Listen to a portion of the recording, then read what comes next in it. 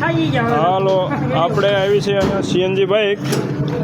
CNG પુરાવા માટે તો આપણે એમાં સીએનજી કનેક્ટ કરી દઈશું હા અહીંયા સીએનજી પુરાઈ ગયું છે વાલ ઓન ને હવે કરશે ઓન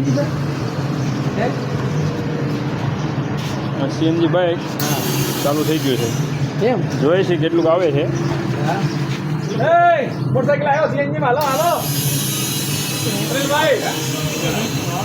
હાલો આવ્યો છે જીજે 33 બોટાદનું બાઇક છે